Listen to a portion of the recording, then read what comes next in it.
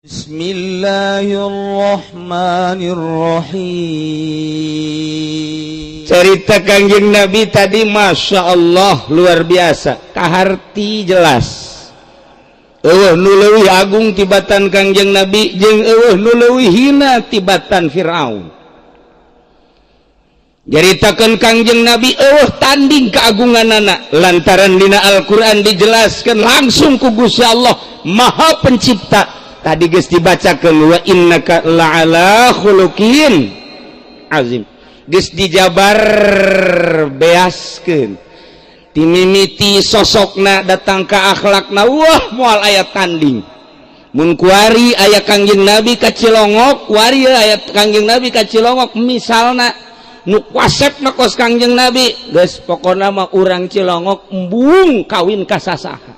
Haji Masuri moal laku, Rusdi moal laku, komo bangsa Haji Cecep mah ditendang mentah-mentah pokona mah moal laku sebab kadeuleuna kabeh jore termasuk Ki Sarip moal laku kasirep kabeh. Iyalah keistimewaan Kangjeng Nabi. Encan cerita akhlakna sakumaha tadi ngan jadi Malik Isin deui nyaritakeun Kangjeng Nabi teh isin biasa isin sebab mun nyaritakeun Kangjeng Nabi sakumaha tadi ciduhna bae geus pohara jasa dibandingkeun jeung ciduh RT jauh pohara jasa eta. Cai kiihna komo teu kudu jeung RT geus teu kudu ieu mah cai kiihna bandingkeun jeung cai kiih awewe nu tas ngadahar jengkol parah geus teh mah hese nyaritakeun tandingna Kangjeng Nabi moal aya tanding sebab jeung Kangjeng Nabi Yusuf ge Kangjeng Nabi Yusuf masih gantengan Kangjeng Nabi urang ngan Kangjeng Nabi Yusuf mah di dunia dijelaskan datang kalau fitnah Kangjeng Nabi urang mah henteu jadi fitnah kasep teh akhlakna luar biasa istimewana pujian ti Gusti Allah dina Al-Qur'an nusak itu jelas. Malik Isin nyaritakeunana emang kumaha kitu boga akhlak nusak itu istimewana Isin nyebutkeunana urang lantaran teu akur terutama jeung kula teu akur jasa. Kangjeng Nabi mah akhlakna diantarana teu pernah we Kangjeng Nabi mah seubeuh teu pernah Kangjeng Nabi mah salila hirupna lapar we Kangjeng Nabi mah. Coba Haji Masuri nya nama teu lapar-lapar sarua jeung orek koros teu akur lantaran kula Isin jasa Isin ja anu sok seubeuh bae mah Firaun. Kangjeng Nabi mah salila hirupna teu pernah seubeuh mantak Isin mun nyaritakeun Kangjeng Nabi. Kangjeng Nabi mah akhlakna Masya Allah karim yuhibbul fuqara mun kanu fakir jeung miskin deudeuh jeung nyaa. Coba aja Mas Suri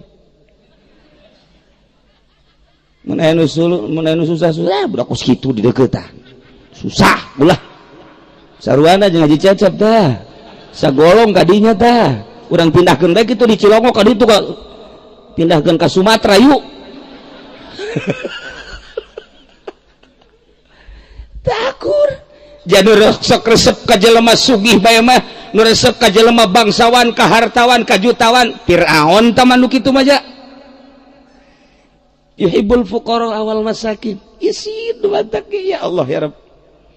Akhlak Kangjeng Nabi teu pernah we Kangjeng Nabi nyimpen dahareun memeh sare teh Kangjeng Nabi berdahareun teh dibabagikeun ai urang kulkas ambalayah di imah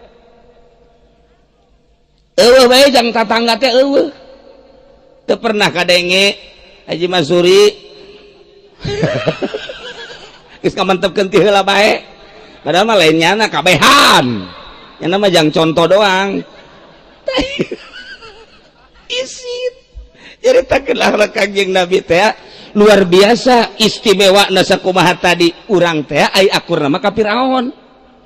Masya Allah di akhirat si urang ieu ngahijina jeung Kangjeng apa jeung Firaunnya kahayang mah jeung Kangjeng gitu tapi ai bentuk kos ieu mah wallahu a'lam tapi ayah sifat Kangjeng Nabi nu hebat nu akur jeung urang. Mana? Kangjeng Nabi pamajikanana 9. Nah iya mantap ya, mantap. Biasa ya baru Masya Allah karim, mudah-mudahan panitia 9 leuwih teuing atuh. Jaritakeun akhlak Kangjeng Nabi Masya Allah dina berzanji geus dijelaskeun tadi geus dikupas ku Ki Syarif, tetapi Allah nu akur hiji-hiji ajan jeung urang. Di mana-mana aya musuh Kangjeng Nabi mati heula. Urang mah malah jadi musuh.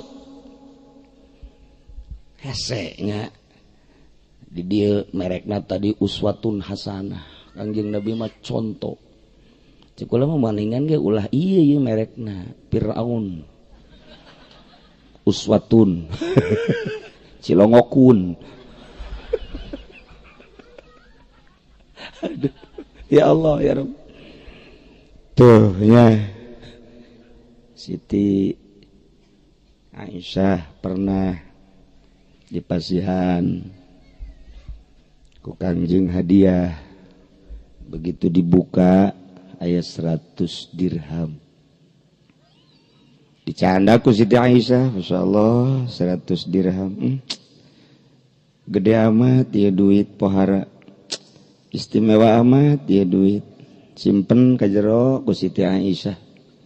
Langsung Siti Aisyah calik kakarak gaya mah berenang bangsa saparapat jam mah dicokot deui ta duit 100 dinar 100 dirham dibuka digerokeun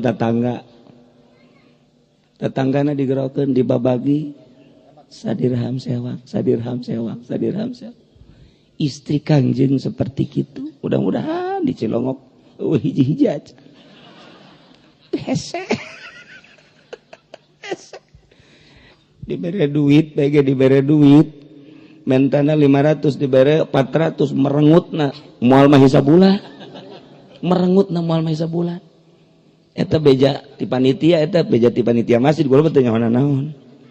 Jadi berarti ribut melulu ya panitia masjid ya. Jeung pamajikanana. Taikir carita lima akhlakna kos kitu. Nu paling istimewa Kangjeng Nabi nu eueuh di nu sejen Kangjeng Nabi boga kanyahona ieu pohara. Cek Kangjeng Nabi alim tu ma fis samai wal ard. Kaula mah dibere ku Gusti Allah nyaho teh naon nu aya di langit jeung naon nu aya di bumi. Ya Allah. Padahal di Al-Qur'an geus dijelaskeun nu nyaho kecuali Gusti Allah alimul ghaib fala yuzhiru ala ghaibihi moal aya bae anu nyaho kanu gaib kecuali illahu Gusti Allah ngan Allah hungkul alimul ghaib fala yuzhiru ala ghaibihi ahad nu nyaho illa man irtada mir rasulin kecuali jelema nu dipikaridho ku Gusti Allah yakni Kangjeng Rasul. Nu mantap Kangjeng Rasul mah nyahoeun memeh Kangjeng Nabi Isa, memeh Kangjeng Nabi Isa kadituna Kangjeng Nabi Musa, memeh Kangjeng Nabi Musa Kangjeng Nabi Ibrahim, memeh Kangjeng Nabi Ibrahim terus kadituna apaleun Kangjeng Nabi Nuh, terus kadituna apaleun ka Kangjeng Nabi Adam. Penciptaan Kangjeng Nabi Adam ge apaleun urang nyaho kieu teh ti Kangjeng Nabi nu bakal kahareup geus apaleun pisan Kangjeng Nabi mah dihareup cek Kangjeng Nabi kade diperkirakeun cek ahli sejarah ahli tarikh sekitar tahun 1500 Hijriah kuari 1420 sabaraha 4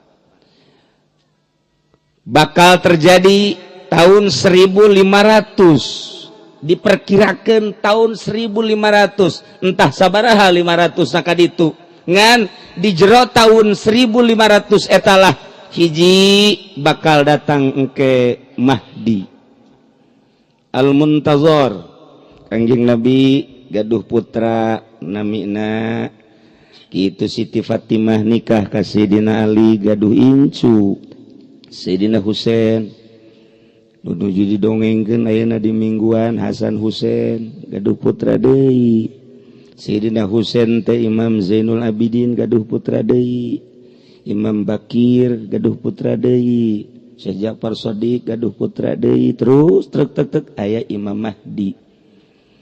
Iraha eta Imam Mahdi turunna. Imam Mahdi turun teh di mana-mana ahlul hawa geus ngelehkeun ahlul haq. Di mana-mana ahli maksiat geus ngelehkeun ahli taat. Di mana-mana di lembur Cilongok geus loba nu mabok, di mana-mana di Cilongok geus loba nu zina, di mana-mana di Cilongok geus loba pamalingan, di mana-mana pamarentahna di Cilongok bae lah ulah sa Indonesia, di Indonesia mah gede teuing, di Cilongok bae pamarentahna RT na geus teu bener sakumaha di Caki Sarip. Jore jasa RT di urang mah dibandingkeun jeung Kangjeng Nabi. Jore jasa pasti bae tuh ngabandingkeun jeung RT. Tah ieu nya di mana geus areleh nu bener kudu salah, di mana awewe geus teu marake tiung, di mana awewe bujalna geus nongtot, di mana awewe ping-pingna geus diumbar, di mana-mana awewe bobogaanana geus dijual, dihutangkeun, dikreditkeun. Ambalayah perkreditan. Nah iya bakal turun Imam Mahdi. Memeh turun Imam Mahdi, riwayatna Masjidil Haram pelatarana dilebaran heula. Kuari geus bukti. Kula sok ngomong bae memeh dilebarkeun geus ngomong bae. Engke berduyun-duyun bakalna jelema umroh haji. Engke bakal aya sulit naik haji teh. Bakal aya penyetopan. Wallahu a'lam, mungkin ti pihak kafir, mungkin karena zolimna di berbagai negara sehingga kesulitan ke. Nah mulai didinya di negara masing-masing riweuh bakal kurang sinergis antara rakyat jeung pemerintah, tetangga jeung tetangga, silih bunuh bakal nanti. Di mana engke gereja geus aya unggar lembur, urang sok ngadenge di kolot urang engke mah bakal hiji masjid hiji gereja, hiji masjid hiji gereja. Dihalangan ku baha bae ge lantaran nya nu boga taneuna, nya nu ngabangun imanna, nya nu ngabangun gerejana. Sumarekon gereja wah luar biasa. BSD wah sakedeung deui di daerah Kendal di Neuleuh seketna pohara jasa. Mun camat tanda tangan gereja pangheulana ka neraka camat. Bupati tanda tangan gereja insyaallah jadi suluhna. Pengikutna atuh jadi panghurung lah. Si gade Mahdi al-Muntazar. Kula dek nyaritakeun ilmu Kangjeng Nabi ka hareup. Tah sanggeus Imam Mahdi ditunggu-tunggu turun, tah Imam Mahdi turun. Dibeat engke ku 40 ahli ilmu sadunya. Tidinya kakarak ngaku, didinyalah nyana berjuang. Keur beujeuhna mantep berjuang, turunlah Dajjal. Dajjal mah matana sabelah nyana mah. Nongtot sabelah. Luhur bisa hiber, nyekel daun bae bisa jadi emas, bisa jadi duit. Mawana nyana mah keragaji, asal nu teu nurut ka nyana diragaji. Cai hese engke dikersakeun bae ku Gusti Allah bakal pailah heula 7 tahun hese cai. Allah teu nurun-nurunkeun cai. Turun Dajjal, asal ku Dajjal ditepak bae cai mancer. Sok sia asal iman ka aing bahwa aing pangeran, ieu Dajjal. Tidinya wah kalut jelema tah. Ieu ilmu Kangjeng geus caritakeun ka hareup bakalna.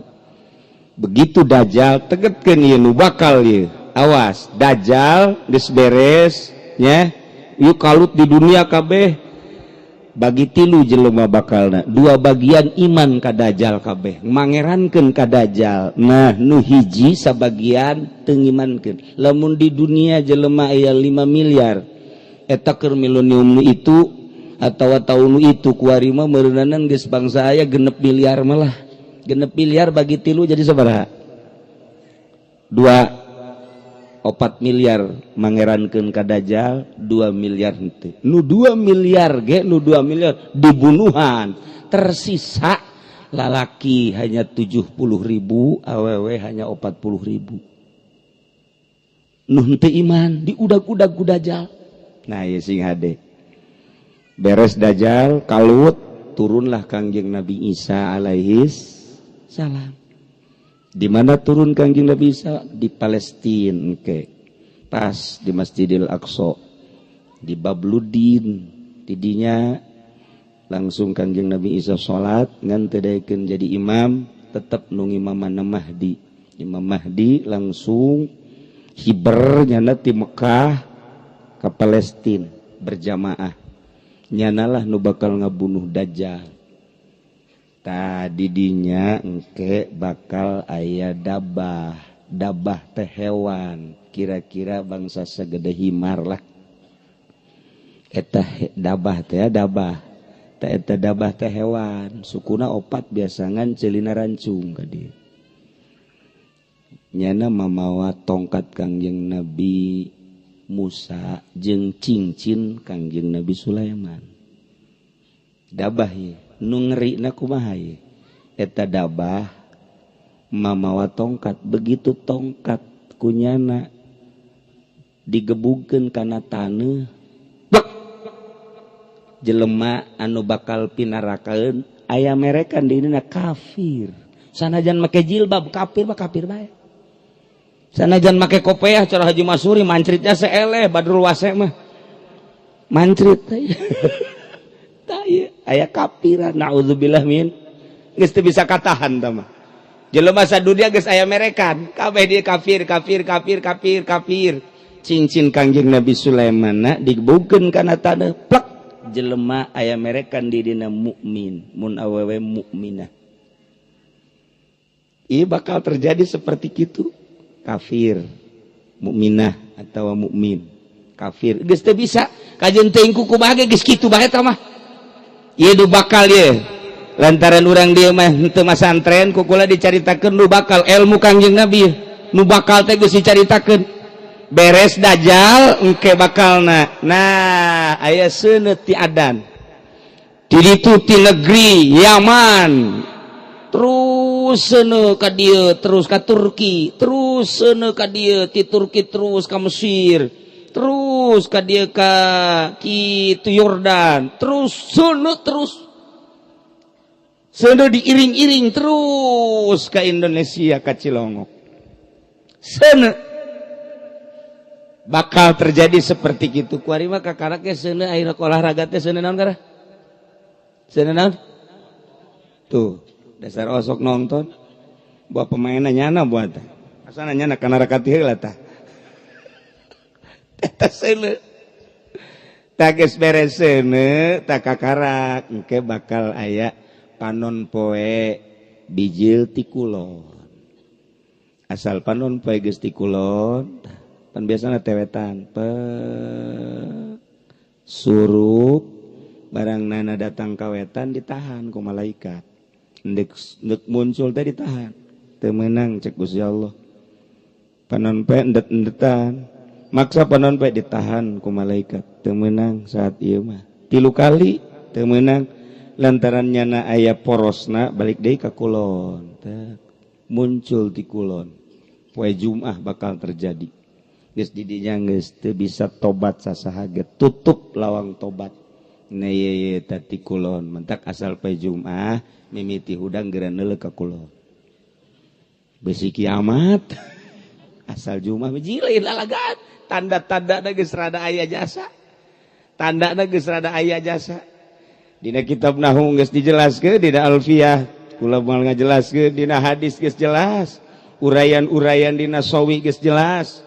Mimiti kalut ieu bakalna ieu ti 14 abad 14 kuari terus bae moal eureun-eureun kalut bae terus. Kamari Irak kuari terus jeung Syria geus puguh kitu Taliban terusan ka Indonesia. Mantap kula nitahan bae ge di Indonesia di Cilongok ya, di Cilongok kuari nitahan naon gitu jurus penca geura siapkeun deui. Geura siapkeun deui baheula ieu tah Haji Masuri anak buah KST. Ya asti lain. Tah eta geus disiapkeun jurus-jurus lantaran ieu moal kebal deui perang.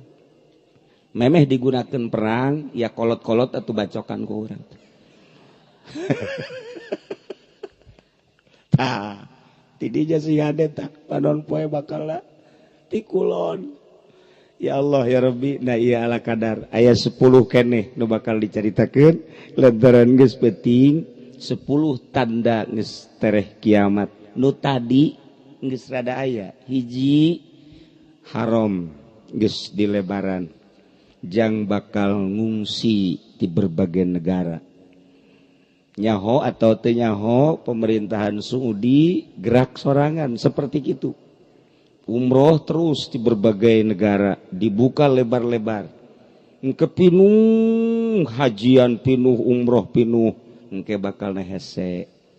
Antak nu kuari ngorak keneh kemudian boga duit gegeraan ka Mekah. Urang nyaritakeun Kangjeng Nabi kabayang Madinahna. Nyaritakeun kelahiran Kangjeng Nabi, maulid Nabi aya di Mekah. Nyaritakeun makom Kangjeng Nabi aya di Madinah. Gitulah para jamaah kaum muslimin wal muslimat rahimakumullah. Jadi kieu ieu urang ditungtung ku ari sebab ahlul hawa geus ngelehkeun ahlul haq, ahli maksiat geus ngelehkeun ahli taat. Nu zalim bisa dimenangkeun tibatan nu jujur jeung nu adil. Bohong geus merajalela di mana-mana. Kamari ieu maka karak pamarentah doang nu ngabohong, kuari mah jeung kiai-kiai na ngabohong. Komo Haji Masuri mah selain pamarentah lain kiai tabatu. Jadi ieu geus bohong kabeh, sacak-acakan ieu negara. Nya, tadi di mana-mana nyarita bohong. Geus bae pokona mah eta ciri kiamat. Di mana-mana engke bakalna loba awewe menta cerai ka salakina. Bakal terjadi pokoknya mah ieu mah boro-boro nu ngorakeun nini ge minta pegat. Nini ge minta pegat. Masyaallah. Tadi batek sih ieu mah lain lalagan kula bae unggal poe cicing bae di imah. Assalamualaikum. Salam. Di mana ye? Saya dari Tangerang Pak Kiai. Ada apa? Istri saya pengen diceraikan Kiai. Emang ribut? Enggak sih. Kok bisa cerai? Enggak tahu, saya juga bingung. Barangkali enggak dinapakahin. Wah, napakah udah lebih dari cukup.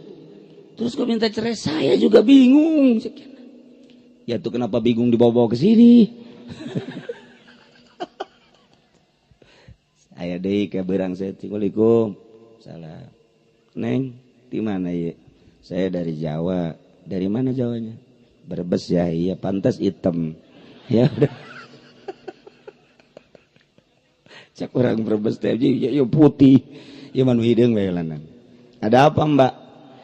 Saya minta air Pak Kiai supaya suami saya mau nyerahin saya. Loh, kenapa? Emang enggak dinapakain? Napakah sih ada. Terus kenapa ini? Lah, pokoknya saya minta air aja supaya suami saya mau nyerahin. Ini kenapa dulu? Ini adanya SMS lebih ganteng. Tolol tuh orang Brebes blon. Sapoe nanti sapoe aya 5 aya 6. Nu aneh ya, nu aneh. Pejabat loba jasa kula mah nyaho jasa. Pejabat Tangerang PNS, Pemda loba jasa anu pamajikanna hayang cerai. Model nu leuwih aneh deui, nu leuwih aneh. Aya jelema kaya, boga tokona pohara gede, kemudian atuh ganteng jelemana, mobil lagi leuwih ti 2. Terus atuh pamajikan lagi gelis sakitu mah, lain sakitu mah gelis belah pokona mah geus. Kuari geus baroga incu, ulah sok ngadongeng bae geus baroga incu, geus boga incu. Incuna 4 ku kula ditanya. Geus, hiji mangsa pamajikanna ka pasar, berarti kan geus nini geus boga incu mah. Kapanggi jeung bebene baheula aki-aki. Menta SMS. Si aki jeung si nini blon teu coba. Dibere. Datang ke imah SMS-an aki-aki jeung nini. Minta cerai ka salakina. Balik kuari. Nini lain lalagaan ieu mah. Masya Allah, kuari nini make lepis deui. Ting bating. Cerita negara kalutna para jasa. Nah iyalah para jamaah kaum muslimin wal muslimat rahimakumullah. Jadi ieu tanda de kiamat loba jasa. Mabok geus teu bisa ditahan. Geus jauh jeung akhlak Kangjeng Nabi Firaun tah mah. Zina geus teu bisa ditahan. Terus bae kiai ngaulah-ulah zina, malah aya kiaina nu zina. Bloon tak kiai. ablaul bloon mah tak iya ku ari maling terus-terusan geus puguh kitu pemerintah korupsi geus teu bisa ditahan geus lain rahasia deui ieu mah geus lain rahasia mantap kulah haju ngaharamkeun ge ka duit pemerintah teu beres teh Kanjeng Nabi dakwah di Mekah teh pohara berhadapan jeung kafir Quraisy urang mah kakarake berhadapan jeung kokolot mutilok salat doa paling jeung jawara ngadu kotok teu sabaraha aja jero nama aya imanan ka Gusti Allah tinggal di lempeng-lempeng doang urang ngadawahan di lembur urang paling jeung tukang main gapleh paling jeung tukang main remi janya nama judi na atuh jeli kelas bawah ja ai judi kelas kasino mah nya nama teu becus di samping teu becus teh deui duitna pantamah kelasna 1 miliar kaluhur geus mah judi nu dihandap bae kadang-kadang catur ge pake judi bae kadang-kadang lureuh pake judi bloon ayo lalaki teh bigang sih ayo judi teh datang ka dieu jadinya wah cenah kieu di mana eta lain di mana aing nya oh tetangga aing aya nu kos kitu hiji terus judi tak urang mah berhadapan teh paling jeung eta jante urang mah dakwah teh sugana teu ieu mah di gereja cara siri sikti jante urang mah dakwah teh henteu di kelenteng cara Gus Dur mah kaluar ti kelenteng nu asup Islam sabaraha ulah dideuleuh ka kelenteng ulah dideuleuh ka gerejana dibaptis Gus Dur teh seuri bae hasil daripada kokoloyoran Gus Dur sabaraha nu asup Islam kardinal yehe atuh dakwah mah kudu kitu atuh ai dakwah di masjid ke masjid doang mah di luhur mimbar balik di berkatan lain dakwah tawan neangan berkat apa situ dakwah tuh kan kudu lolondokan kan berarti urang kudu ngahiji heula jeung Katolik kudu ngahiji jeung Kristen urang teh ngan boga maksud aing teh deuk ngislamkeun sia batur nyarekanan ka urang iya tuh batur mantap aing mah jeung Allah urusanana dakwah batur mencaci memaki ka urang urusan sia tah mah deuleuh ka aing sabodo ya aing mah dibagus-bagus ku sia disumbang teu aing mah digoreng-goreng ya aing urusanna jeung Allah aing mah deuk dakwah tah lamun geus boga tekad seperti kitu karak dakwah beneran cicing di bar urang ilo jojing jeung batur biasa masalah urang diuk ngahiji di meja tanya ke urang sis dari mana sih misalnya si mbak bahasana ge atuh sis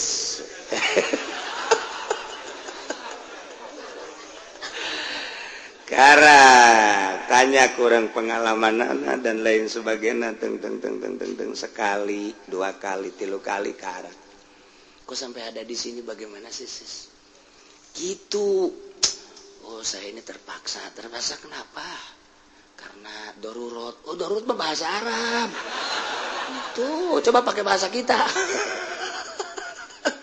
ntar kalau darurat mah ada darurat bihul makzurat berapa ini urusan nih terus yang diomongan dewan tek ceriknya nak di urang baru kali ini cek manehna ada yang nanya sampai sejauh ini mas dari mana sih wah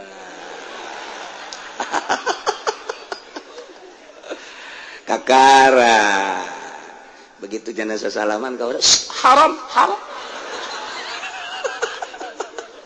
aduh cekirlah ada malaikat di bar nih karaknya coba nomor SMS-nya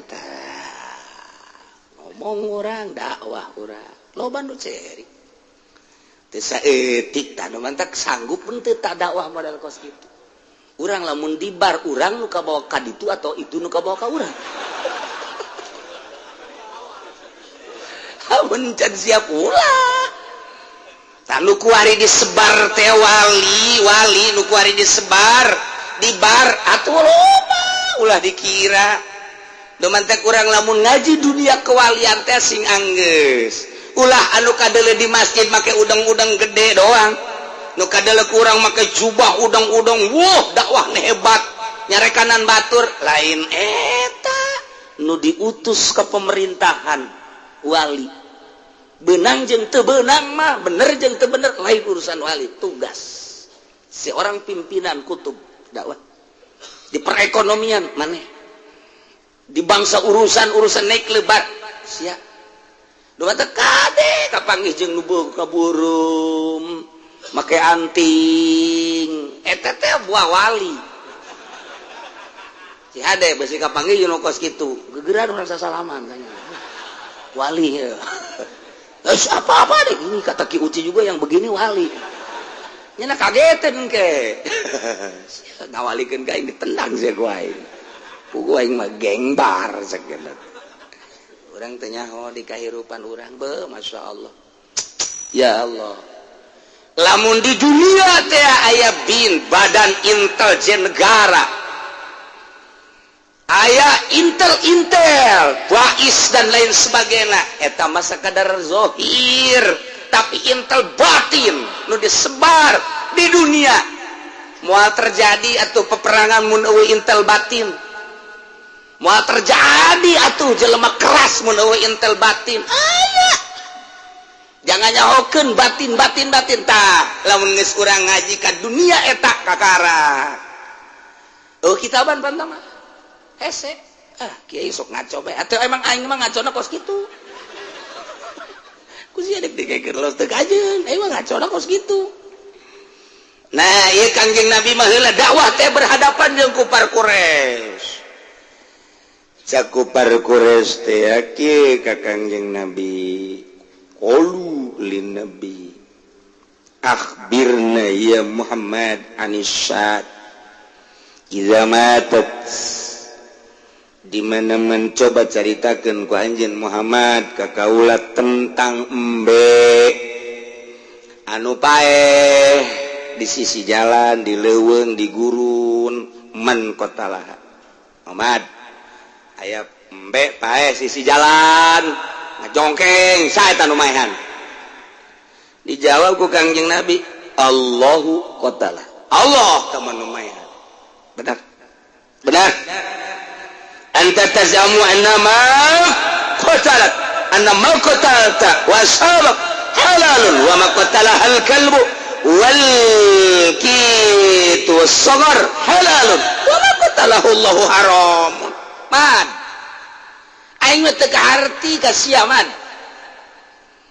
binatang anu dipaehan ku urang dipencit halal binatang anu diburu ku anjing halal binatang anu diburu ku manuk alap-alap halal kunaon anu dipaehan ku Allah haram teu arti aing mah paneta pertanyaan pohara eta paneta mah empe paeh ngajongkeng sorangan nang maehan Allah atuh eta halal jadi paehan lagi ku Allah sia aing ngomong cenah dipaehan ku Allah ai hukum diharamkeun ai ku sia dipaehan jadi halal teu arti aing mah pabelit jeung Yahudi mah kos kitu tah pabelit pertanyaanna pabelit geus jeung kupar-kupar Quraisy mah jadi urang teh hayang seuri ngadengeun hayang seuri eta nanya heula di ka Kangjeng Nabi Muhammad aya teh paeh tak embe tak paeh nang maehan saha nang maehan Allah bener hebat sia man hebat sia tah berarti bener eta sia tapi aing mah nu teu kaharti mah kieu embe nu dipencit halal embe anu diburu ku anjing halal hewan anu ku manuk alap-alap halal kunaon atuh nu dipencit ku Gusti Allah haram tak eta anu teu kahartina atuh kuduna mah eta halal janang Allah pangeran pan mah langsung ayo coba kumaha sia man eta mah urang dijawab salah tak kos kitu teh tah saya tetap sering ngelembur ge pertanyaan-pertanyaan teh urang hayang seuri bangsa jawara-jawara pertanyaanna hayang seuri jasa masyaallah jasa masyaallah tah aing daek ka masjid nuturkeun kiai asal kiai etana geus di masjid bae ja kiai eta ge beuki keneh ka dunya ai sarua beuki keneh ka dunya mah tong teu naon aing hendak nuturkeun nya teh hayang mun jana can beuki geus teu beuki sangu geus teu beuki nginum karak aing deuk nurut ka nya eta kumaha dijawabna coba ku urang ayo ngajawab lah kumaha atuh kudu ka dieu sia jawara ka dieu tagolok sia atau aing nu pae ayo ngadu jeung aing eta mah geus ulah make dalil eta mah kos kitu ulah make dalil tagolok tah barang dicetekel teh ku jawar geula aing deuk lumpat heula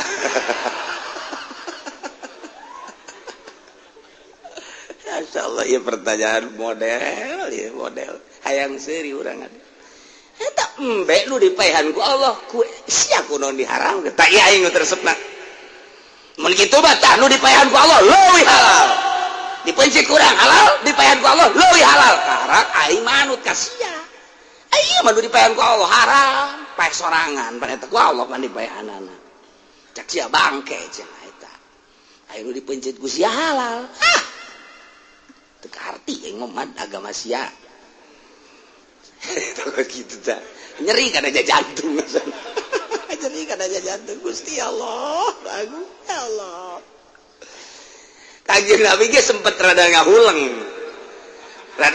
datang kadinya tak pertanyaan kupar Quraisy teh kira-kira begitu ngahuleng ditinggalkeun ku kafir jol malaikat Jibril alaihissalam tah ngeunah-ngeunana Rasul mah kos kitu ketika bleng jol utusan Allah kan mantep urang mah bleng ngahuleng setruk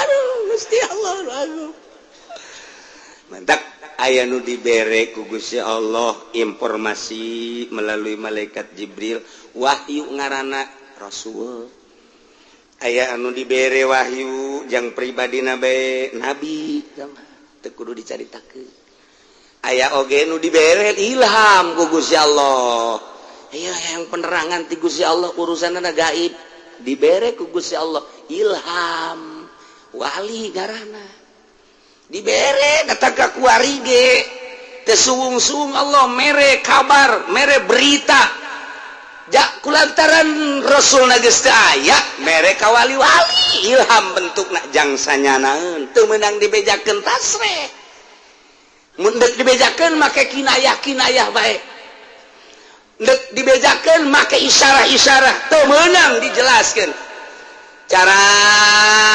kitu naon ngaranna seorang wali deuk ngabejakeun kan usim panas Ki Umar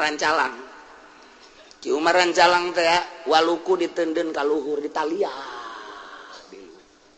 kadeuleun ku kabehan itu Ki Umar kunaon waluku dikaluhurkeun nya ieu waluku dikaluhurkeun kadeuleun ku kabehan nanya teu dijawab ku nyana geus sakituna bae tah waluku dikaluhurkeun geus bener kanyahoan pas musim hujan bangsa berberan teh bangsa Oktober November Desember kuduna mah hujan Januari Februari hujan panas ereng-erengan datang ka 7-8 setahun teh baheula kakarak ngah masyarakat paegan waluku ditaekeun ka luhur berarti eta waluku geus teu digunakeun panas berarti istihoro kiai Ki Umar Rancalang nurunkeun baluku turunkeun bahkan kunyana ditancepkeun kana tanu wah asana hujan babajiran nyecep ke jero ban eta Ki Umar Rancalang tuh wali mah kos kitu jadi teu meunang langsung tokmol budak engke bakal aya panas 7 bulan tah dukun ngokos kitu mah tama hijikeun jeung yang subur tama talian habak tama dukun tama kos kitu mah teu beunang atuh teh cara di kamar ieu teh zaman Ki Musa Manghani kos kitu ge ahli ibadah motor teh ditumpakan kunyana motor kunyana di mari pada ditumpakan henteu sekian teh bensin bensin loba henteu lah teu kabeuli balik deui di lembur teh bolak-balik bae mah nih di ditu geus ditanya belah ditu pancananya mari tuh mari eta motor kudu teh ditumpakan bensinan cek bensin loba meuli teu kabeuli cek teh gitu jeung gitu bae. Bener bae menang sabulan pemerintah ngenaikeun BBM. Kakarak masyarakat tuh. Eta karena jitu. Ieu mah lain hati-hati saudara bakal aya paila. Sing hade bensin naik. Bensin naik geus nyaho urusan negara mah eta mah urusanna zohir. Ieu mah keur carita ilham ti Gusti Allah. Teu menang dizohirkeun tetep bae. Lamun lain darurat amat mah teu menang dizohir. Kecuali geus darurat jasa, darurat ieu can paham keneh bae. Can paham keneh bae masyarakat sedengkeun ieu mah cilaka ieu. Geus ka dieu, geus ka ditu, geus ka dieu, geus ka ditu, geus tetep can kakarak cel. Itu. Tah eta ilham terus datang ka kuari. Dibikeun ka jelema-jelema ahli Allah. Kerenna wali kabladina para solihin tetep dibere pirasat, dibere ilham ku Gusti Allah. Namun ternyata mah cekas bae tenang bae. Sebab geus aya nikmat jeung Gusti Allah. Teu kagoda ku ieu jeung ku itu. Atuh sabodo bae.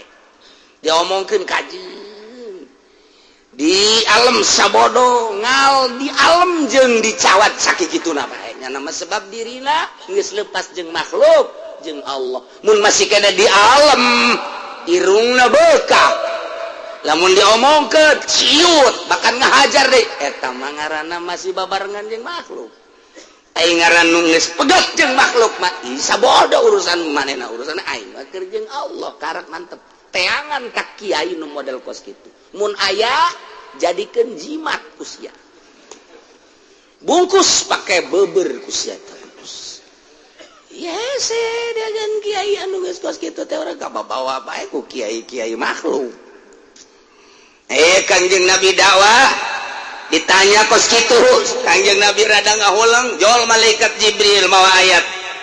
Wa in tuti' aktsara man fil ard yudilluka an sabilillah Muhammad wallahu alam bimaradi wa in tuti lamun anjeun nutur-nutur mun anjeun manut kana lolobana jelema nu aya di muka bumi ieu khususna Mekah ya nek kufar-kufar Mekah anjeun nutur-nutur omongan kufar Mekah timimiti pertanyaan kahiji pertanyaan kadua pertanyaan katilu datang ka kiwari ngariweukeun pikiran anjeun nuturkeun kana pertanyaan-pertanyaan kufar Mekah Muhammad yudillu an sabilillah eta mah kufar mah nyasarkeun ka anjeun nyalirukeun ka anjeun tina jalan ka Allah yakni nyasarkeun ka agama Allah ulah dituturkeun mun anjeun nuturkeun ka lolobana manusa nu aya di Mekah yakni kufar omongan-omongan anakku anjeun dituturkeun bae dihayukeun bae yudillu nyasar maneh sebab disasarkeun ku kufar Mekah teu kudu in teu aya deui yattabi'una ila dhon eueuh deui nyana mah ngan sakadar nutur-nutur sangkaan dirina doang nafsuna doang hatena doang ngamujadalahan ka anjeun tentang urusan bangke nucaknyana ma qatalallahu ahaqqu an taqulu mimma qataltu ngomongna ge hewan nu dipaehan ku Allah leuwih hak di dahar tibatan nu dipaehan ku aranjeun kabeh bangke teh leuwih hak di dahar sebab lamaehan Allah tibatan nu dipencit ku urang ulah dituturkeun Muhammad moal aya anggeus-anggeus teh sasar ka jeung ku kumaha ieu keur carita jeung kafir keur carita jeung papada jelema muslim papada jelema mukmin ngan nyana mah aya di golongan maksiat mayoritas manusia teh kapan maksiat mayoritas tuturkeun ku urang omongan-omongan jelema tukang maksiat moal ecreug gajeun ku kumaha tinggalkeun jelema nu tukang maksiat mah ngomongna ge ngaraheutan kana hate senam karena jajantung nage belu urang nage bahasa belu teh hebat teh belu tah geus kebal teh keluar teh belu aing mah eta moal beres nutur-nutur kan geus ngomong nage kos kieu ulah sok nutur-nutur kiai anu ortodok mual maju siap kajen kuku mage kuari di dunia geus ngeridit kabeh kiai geus loba nu ngahalal-halalkeun jaya Quranan aya dalil komo kiai di Golkar mah tamah geus 150% ngaluwihan 100 tamah geus organisasi ge berbagai organisasi geus ngahalalkeun aya ge tokoh-tokoh NU nu ngaharamkeun tamah kasup kana ortodok nu baheula sia nuturkeun kiai kos kitu moal maju negara moal maju diri sia tuturkeun ya urang ya kemajuan negara kemajuan bangsa kemajuan urang perekonomian jeung perpolitikan urang nutur-nutur nu kos karar itu moal aya anggeus teh yudillu an sabilillah nyasarkeun kana jalan agama Allah cilaka sia nutur-nutur kos karar itu ye emang kumaha kitu lah sok nutur-nutur kiai nu kos karar itu ceukna mal maju segala partai diberihan bae kunyana partai mah kumaha negara organisasi diberihan bae mal beres tuturkeun kieu kos kitu mah geus bae ieu urang ngeunaheun bareng urang ngabajukeun bangsa jeung negara duit meunang urang ibadah tenang urang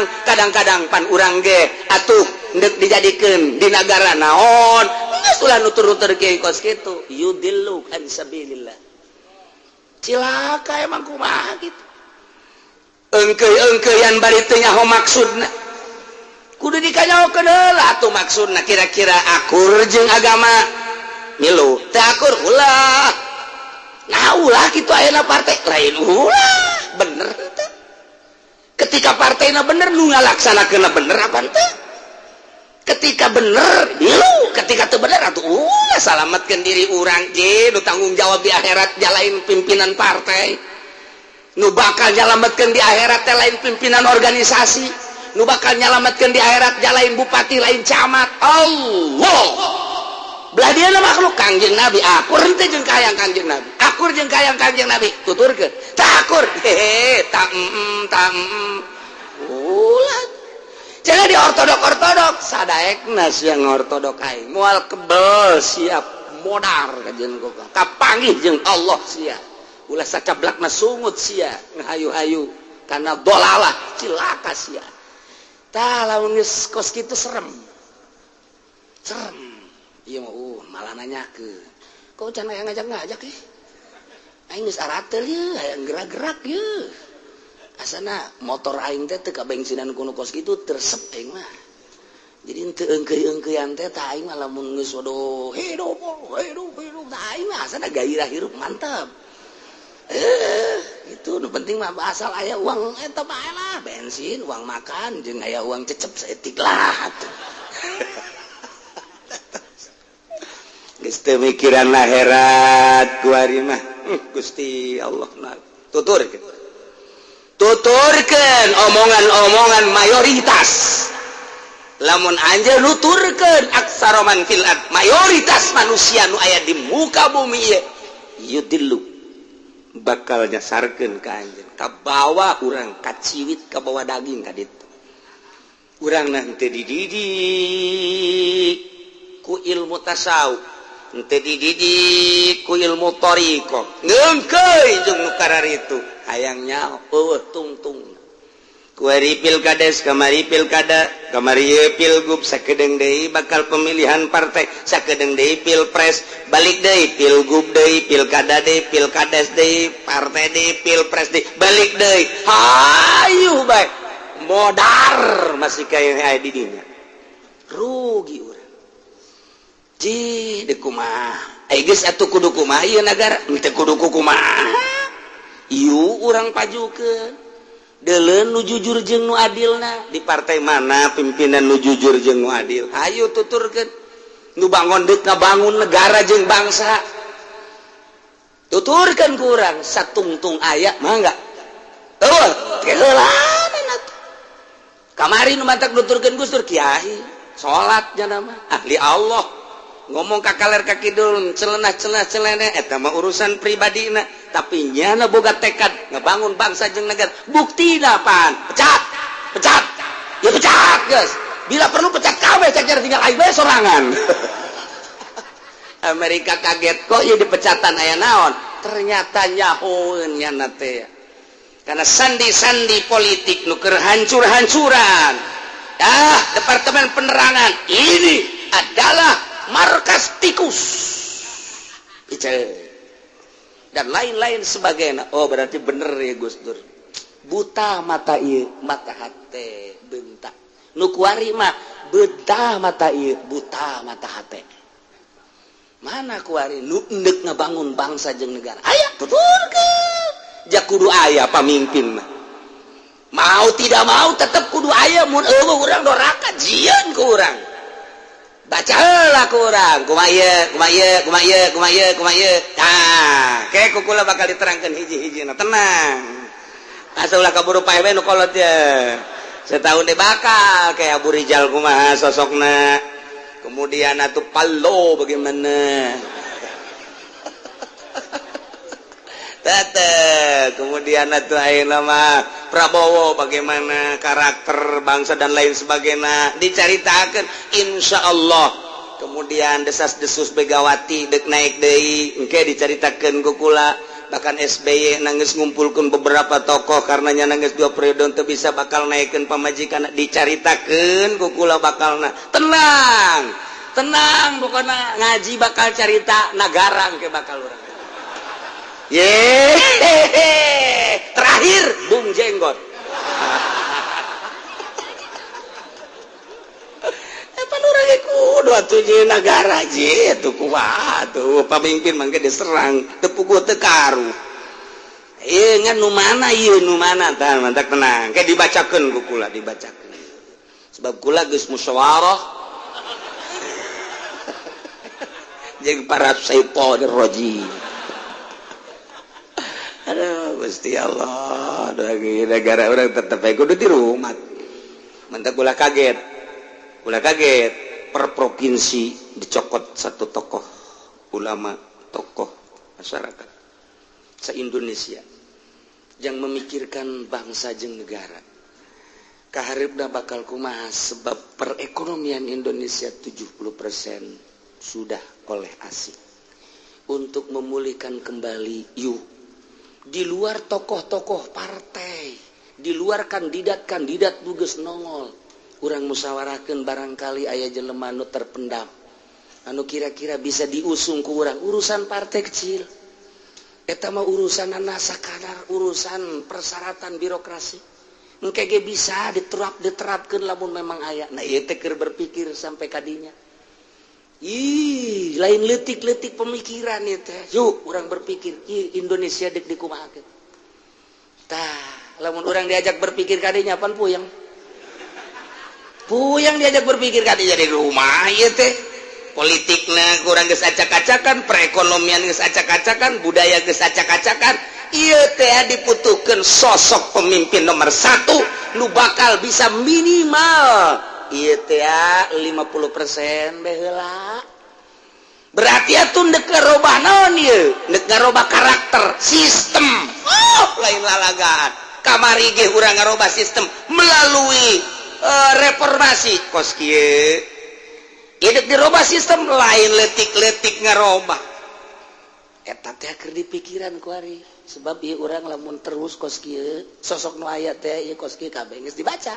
Nu mantak kuari dibutuhkeun ge berarti sosok nu aya teh ieu teh ham-ham. Ham-ham ieu teh bakal bisa apa henteu mawa negara. Lain lalagaan. Maka Ki Hasyim Muzadi bakal dimunculkeun deui, Din Samsudin, Tifan bakal dimunculkeun deui. Kumaha ieu jang negara? Engke bakal Kisah Hal Mahmud bakal dimunculkeun deui, orang Muhammadiyah Amin Rais bakal ngomentar deui.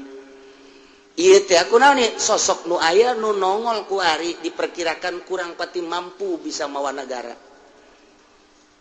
Ulah lalaga. Ieu teh keur neangan jelema nu otakna sarua jeung otak herang kos bool monyet.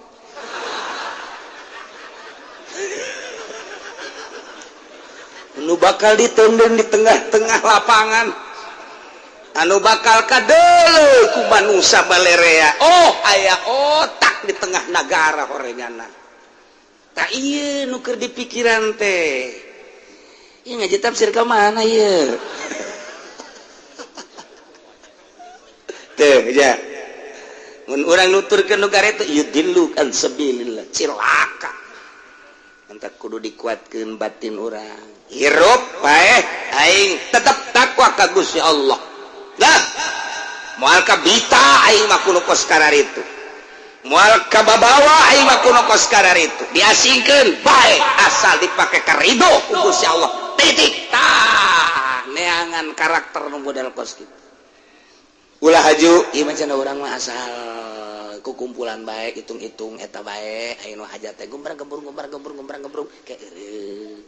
kayak orang kukumpulan deui plak tudung nah naonna kuari teh aya nu kos karar itu tah kos karar itu kiai bahasana geus urang mah seperti mah kukumpulan bae di dekat plak tudung kayak bubar kayak orang kumpul je ieu kiai ondo amat pikiranana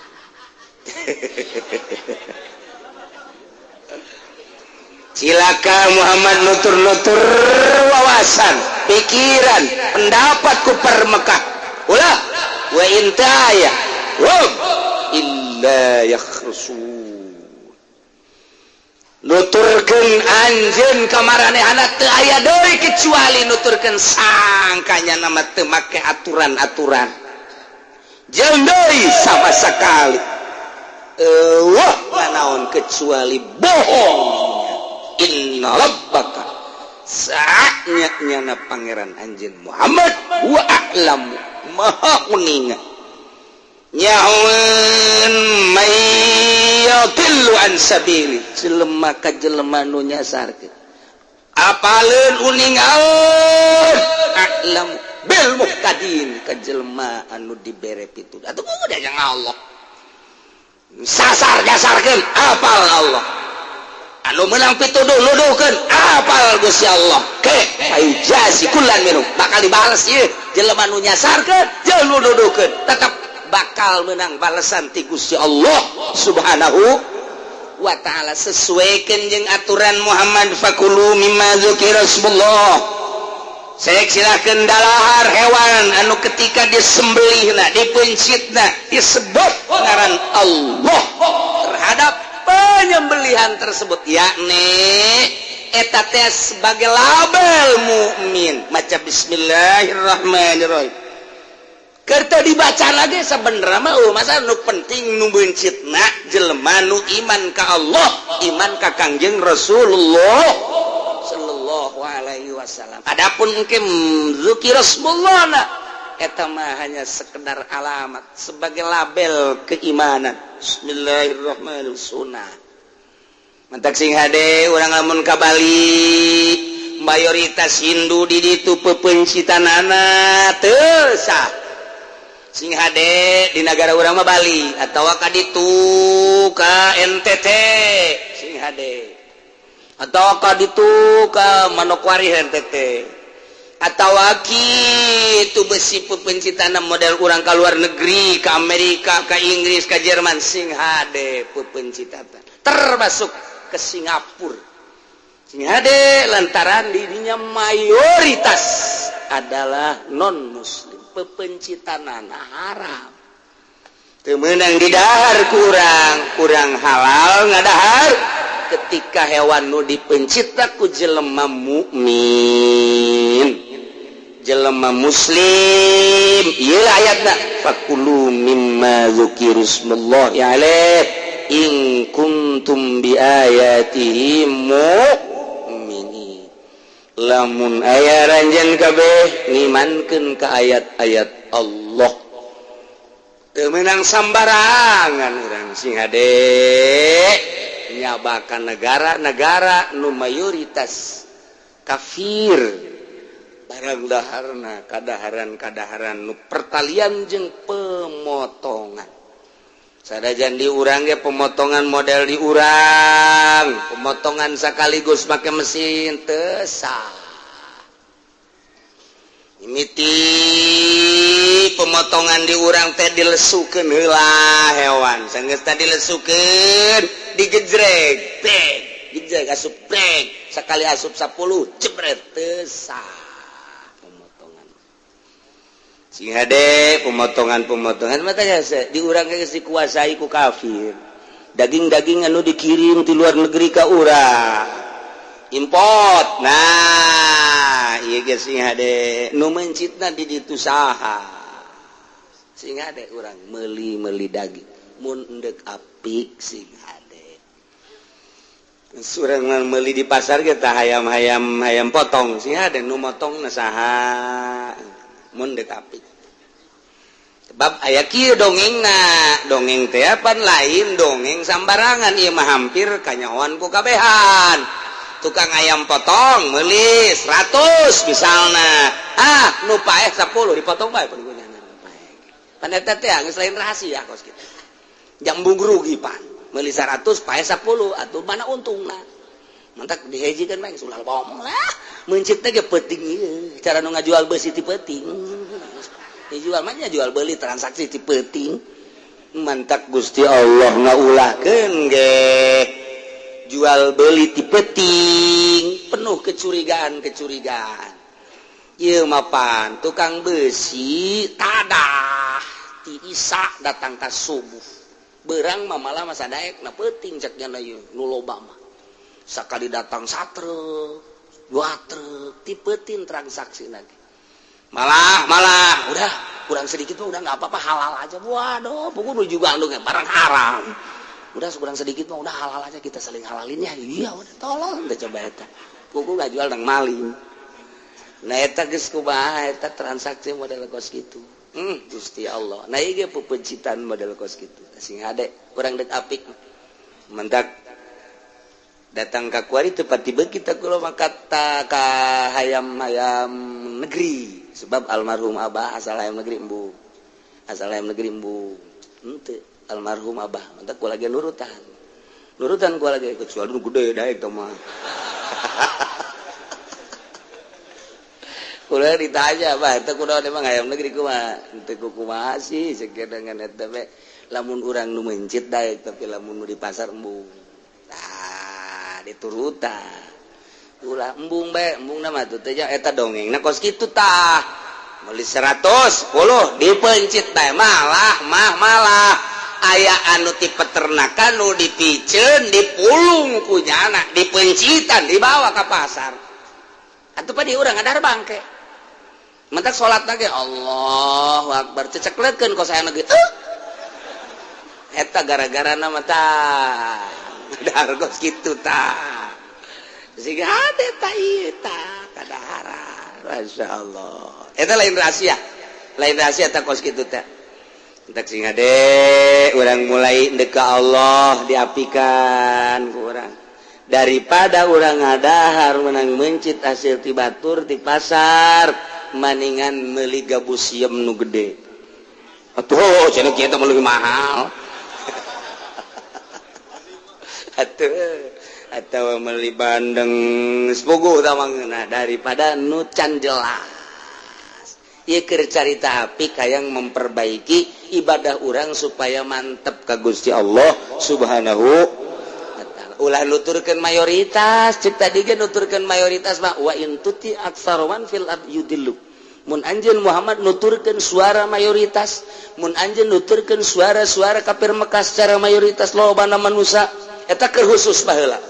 Kuari suara-suara kafir mayoritas di urang teh kapan suara kafir kuari teh ieu teh anu keur menggebu suara perekonomian Yahudi kafir di Indonesia.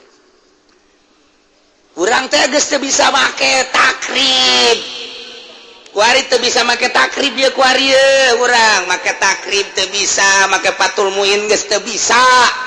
Hanya perorangan doang orang antara orang yang orang secara nasional geus teu bisa sebab negara urang negara nu dikuasai ku kafir naudzubillah min ya, tinggal orang memperbaiki diri. Fakulu mimma dzukira smullahi alaih in kuntum bi ayatihi mu'minin wa ma lakum wallahu a'lam bissawab. Bismillahirrahmanirrahim. Wa qala al-imam tulan ngucap sapa kaum kang bangsa imam anna rasa syadu waidu ing satuhune sirah Sayyidina Husain iku waid den balikeun ya rasa ilal jasati maring awake bi Karbala ing dalem tanah Karbala ba'da 40 yauman ing dalem sausana 40 dina. Qala al-Qurtubi ngucap sapa Imam Qurtubi rahimahullahu taala. Muga ngarahmatan hu ing Imam Qurtubi sallallahu taala wa madzukira min annahu dufina. Kai barang kang den tutur ya masaking satuhune ya rasu iku den pendem ya rasul bi Asqalan ing dalem tanah Asqalan fil Masyadil Ma'ruf. Ing dalam pekuburan kang den kinawaruhi nah biha ing dalam kitu Masyad aw bil Qahirah atawa ing dalam tanah Qahirah bahwa syai'un batilun la yasihu maka iku maka tema iku perkara kang batil kang ora saya syai'in tawis tetugi ya madzikira fil wasyadil ma'ruf ing dalam pakuburan kang ma'ruf biha ing dalam sekolah ngalanjutkeun tentang sirah Sayyidina Husain rahimahullah cik kaum anu bangsa imamiyah teh kaum Syiah nya nama ngabogaan imam sebab Imam Ali Imam Zainul Abidin Imam Husain nya nama datang ku Imam Ayatullah Khomeini imam dak ibamiyah bangsa imam mun geus carita imam berarti Syiah Imam Ali Imam Husain Imam Zainul Abidin imam nurutkeun cek kaum Syiah sanya nyana sirah Sayyidina Husain dibalikeun deui ka awakna di Karbala sabada 40 petik diiderkeun ka Syria diiderkeun ka Mesir Qahirah dibawa deui bahkan di ka Madinah keun heula Syria Madinah Mekah Mesir dibalikeun deui ka Karbala dihijikeun jeung awakna dibungkus dikubur nu aya di Karbala wari menurut cek kaum Syiah cek imamiyah ieu aya utuh di Karbala. Masya Allah dua pendapat cek pendapat nu kamari sirah Sayyidina Husain di Madinah ngahiji jeung ibuna pendapat kedua kuari sirah Sayyidina Husain dikembalikeun deui ka Karbala dihijikeun mun urang geus ka Karbala kabayang agrengna makom Sayyidina Husain masjidna Masya Allah geus hesetan dina beta mah makam sigana meureun pang mewahna sadunya ta mah makam moal aya tandingna hurung herangna di luhur makam pohara jasa masjid dage pohara jasa Karbala nu dikunjungi setiap 10 Asyura berbagai negara datang jutaan manusia datang ka dinya nih Karbala istimewa luar biasa nah ieu cek imamiyah mah dihijikeun di dinya